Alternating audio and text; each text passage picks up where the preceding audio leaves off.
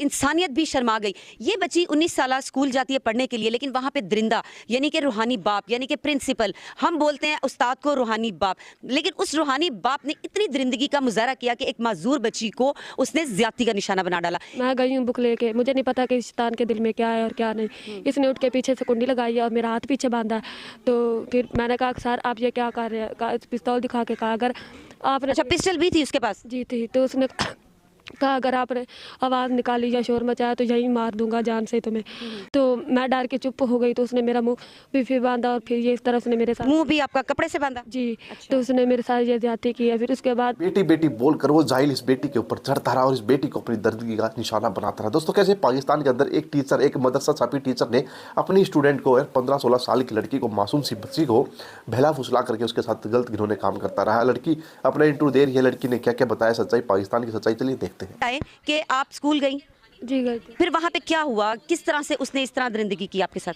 मुझे कुछ मालूम नहीं था। तकरीबन मैं 6 माह से उसके पास जा रही हूँ पढ़ने के लिए। तो उस 16 तारीख को उस दिन उसने मुझे बुलाया, बच्चे के हाथ में पैगाम भेजा। 16 जनवरी को? जी। तो उसने कहा कि जो आप ही हमारे स्कूल में आती है ना पढ़ने के लिए, उसको भेजो कि आकर सबक ले जाए। वो बच्चा कौन था, कोई बाहर का था या स्कूल का ही बच्चा था? उनके स्कूल का ही था बच्चा। तो मैं गई हूँ बुक लेके, मुझे नहीं पता कि शैतान के दिल में क्या है और क्या नहीं। इसने उठ के पीछे से कुंडी लगाई है और मेरा हाथ पीछे बांधा है। तो फिर मैंने कहा सर आप ये क्या कर रहे हैं, पिस्तौल दिखा के कहा अगर आपने, अच्छा, पिस्टल भी थी उसके पास? जी थी। तो उसने कहा अगर आपने आवाज़ निकाली या शोर मचाया तो यहीं मार दूंगा जान से तुम्हें। तो मैं डर के चुप हो गई। तो उसने मेरा मुंह भी फिर बांधा और फिर ये इस तरह उसने मेरे साथ, मुंह भी आपका कपड़े से बांधा? जी। तो उसने मेरे साथ ये ज्यादती की है। फिर उसके बाद मेरा मुंह उसने खोला तो मैंने जब शोर शराबा किया तो वो दूसरी तरफ से कुंडी खोल के भाग गया था। 2 लोग आए, वो हमसाए थे। तो उन्होंने पूछा, मैंने कहा कि आपका शोर सुन के आए थे वो लोग? जी शोर सुन के आए थे। मैंने उनको बताया कि ये इस तरह सर ने मेरे साथ ये काम, ये इस तरह ज्यादती की है। तो वो लोग उसके पीछे भागे, वो पिस्तौल लहराता हुआ भाग गया। कि किसी ने पकड़ा नहीं उसको? नहीं, पकड़ने जा रहे थे। उसने कहा अगर कोई पीछे मेरे आया तो जान से मार दूंगा। अच्छा, यानी कि धमकियां भी देता रहा साथ साथ?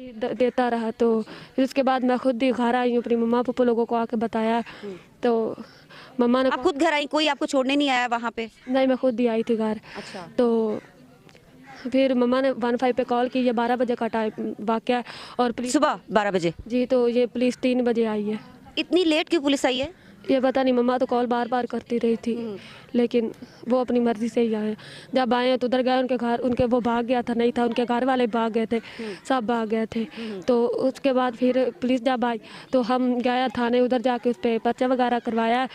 तो फिर मेरी वो ही है, मेडिकल हुआ, सब कुछ क्लियर आया। तो अभी भी पुलिस उनका साथ दे रही है, कोई हमारा साथ, कोई कुछ नहीं दे रहा। पुलिस ने आपका साथ नहीं दिया, बस सिर्फ एफआईआर काट के उन्होंने, बस जो एक वो जिम्मेदारी होती है, या जिम्मेदारी तो कह लें, जिम्मेदारी तो कभी पुलिस ने अपनी निभाई नहीं है, दिखाई नहीं है।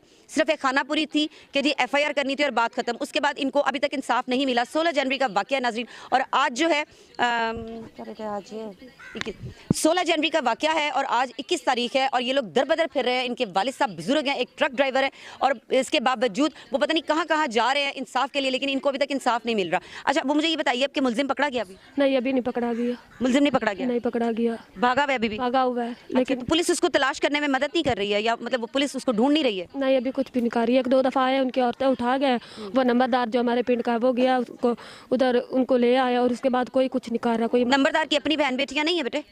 हैं, लेकिन उसको नहीं पता कि आपके साथ क्या मामला हुए? लेकिन वो कोई इज्जत करता है, ये तो नहीं कि हर कोई करता है। बिल्कुल ठीक कह रही हैं बेटे। अच्छा, मुझे ये बताइए कि उसने ज़मानत भी सुना है कि करवा ली है? जी, करवा ली है। जी, ज़मानत हो चुकी है। अच्छा, अब आप ये बताइए कि आप कौन सी क्लास में पढ़ती हैं? मैं 9 क्लास में पढ़ती हूँ, लेकिन मैं गरीब बाप की बेटी थी। मैं पढ़ के अपने बाबा का साथ देना चाहती थी, लेकिन इस दरिंदे ने मेरी ज़िंदगी बर्बाद कर दी। सहारा बनना चाहती थी अपने वालिद साहब का। बेटे, अब आवाज़ नहीं आ रही जी। नाज़रीन, ये एक हाथ से माजूर बच्ची है, इसके बावजूद ये अपने बाप का सहारा बनना चाहती थी। ये चाहती थी कि मैं पढ़ लिख जाऊं ताकि मैं अपने बाप के लिए, अपने घर के लिए, या अपने छोटे बहन भाइयों के लिए कुछ कर सकूं, क्योंकि ये अपने घर में सबसे बड़ी है। अच्छा, मुझे ये बताइए कि ये जो आपका हाथ कटा है, ये किस वजह से हुआ है? ये बचपन में चारा काटने वाली मशीन में आया था। 7-8 साल की थी मैं। अच्छा, आपने तो स्कूल छोड़ दिया था, हमें पता चला, तो फिर अब कैसे आप दोबारा स्कूल गई हैं? तो उन्होंने आके कहा था कि आपकी बेटी बीमार, स्कूल क्यों छोड़ा था? स्कूल बीमार थी इस वजह से छोड़ दिया था, मुझे सांस का मसला था इसलिए। अच्छा। तो उन्होंने आके कहा कि हमारा ये स्कूल नज़दीक ही, आपकी बेटी आसानी से आ भी जाएगी और चली भी जाएगी, तो इसको हमारे पास भेज दे, मैं पढ़ाता रहूँगा, आपकी बेटी है तो हमारी भी बेटी है। अच्छा, बेटी कहता था? जी। बड़ा ही बदबख्त इंसान है कि बेटी बेटी कहते तो बेटी की ही इज्जत को तार तार कर दिया। और मैं यहाँ पे आपको नाज़रीन एक चीज़ और बताती चलूँ कि इसी बच्ची की उम्र की उसकी भी बेटी है, यानी कि वो शादीशुदा शख्स है, इसके बावजूद उसको तरस नहीं आया, उसको रहम नहीं आया, उसके दिल में ये ख्याल नहीं आया कि आज मैं किसी की बेटी के साथ ये सब कुछ कर रहा हूँ तो कल को खुदा ना खास्ता मेरी बेटी के साथ भी ये सब कुछ हो सकता है। अच्छा, फिर उसके बाद बेटे तो स्कूल छोड़ दिया, फिर आपको फ़ोन करके बुलाया? जी, स्कूल छोड़ दिया, 2 हफ्ते मैं घर रही हूँ। तो उसने आपको फ़ोन किया था आपके वालिद साहब नहीं, ने? बाबा को फ़ोन किया था, घर आके भी कहा, बोला था दादों को भी, पप्पो लोगों को भी। अच्छा, घर भी वो आया है? जी। तो फिर बाबा से उसने कॉल की है, तो बाबा ने कहा कि मुझे तुम पे एतबार नहीं है, मैं नहीं भेजूँगा। कहा नहीं, तो उसने कहा कि नहीं और भी बच्चियाँ आती हैं मुझ पे, यह बाप की बेटी नहीं मेरी भी बेटी है। तो इस वजह से बाबा ने कहा चलो कोई नहीं, मैं भेजूँगा। तो जाती तो शर्मिंदगी की एक हद होती है भाई, एक हद है, लेकिन उसको भी पाकिस्तानियों ने प्यार मतलब पार कर दिया भाई, उस चीज़ को पार कर दिया है। एक बच्ची जो एक स्टूडेंट अपने टीचर को टीचर मानती, भाई मानती, मेरा उस्ताद ये मेरे को ऐसी चीज़ें सिखाएगा कि मैं अपने जीवन में कामयाब होगी, अपने देश के लिए कुछ करूँगी, माँ बाप के लिए कुछ करूँगी। भाई इस लड़की का एक हाथ भी नहीं है, लेकिन उस जाहिल बोलूँगा भाई, मदरसे छापी टीचर ने इस लड़की के साथ भाई घिनौने काम किए, सिर्फ इस वजह से कि भाई उसको मज़ा आएगा। उसकी इसी उम्र की उसकी बेटी थी, लेकिन उसने उसके साथ नहीं किया। भाई हो सकता है उसके साथ भी किया, लेकिन इस लड़की को अपनी बेटी बेटी बोलता था, बेटी बेटी बोल करके उसने ऐसा गलत काम इस लड़की के साथ कर दिया। भाई ये है पाकिस्तान के अंदर की हकीकत, पाकिस्तान के अंदर के जो मसले हैं ये वो है भाई, हम आपको दिखाते रहते हैं। आप लोग बोलते हैं भाई पाकिस्तान की आपको क्या पड़ी, भाई पड़ी है, बिल्कुल पड़ी है। जो लोग इंडिया में बैठ के भाई बुराई करते हैं ना पाकिस्तान और इंडिया की और पाकिस्तान की तारीफ़ें करते हैं, बोलते हैं पाकिस्तान तो बहुत अच्छा है, हमारा देश पाकिस्तान है, तो भाई उन लोगों के लिए वीडियो बहुत ज़रूरी होती है। उनको पता होना चाहिए भाई क्या हालत है, लड़कियों की इज्जत क्या है, किस कदर लड़कियां ठोकरें खा रही है पाकिस्तान के अंदर। उसी का टीचर यार, उसका ही अध्यापक, उसका गुरु, उस्ताद उसके लिए एक हैवान बन गया।